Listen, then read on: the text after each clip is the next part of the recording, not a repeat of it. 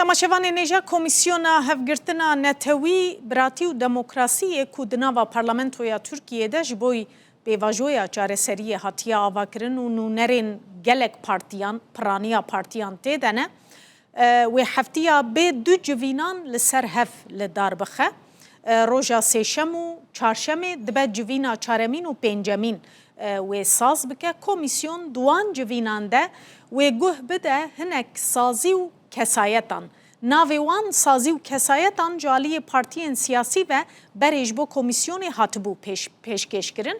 Komîsyona parlamentoyê wê roja sêşema li pêş û roja çarşemê civînên xwe yê çaremîn û pêncemîn pêk bîne, doh jî komîsyonê navê wan sazî komele û rêkxistinên civaka sivîl yên ku wê guh bide wan eşkere kiribûn. Roja sêşemê Wezîra Malbat û Xizmetên Civakî Mahînûr Özdemîr Göktaş gotarekê pêşkêşî komîsyonê dike.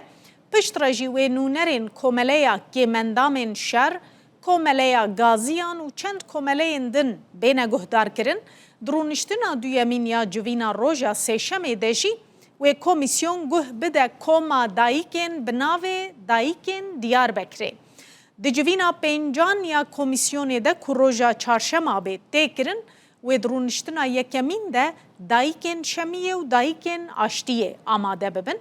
Dirûniştina duyemîn ya heman rojê de jî wê nûnerên saziyên mafê mirovan bîr û raya xwe ji endamên komîsyonê re bibêjin.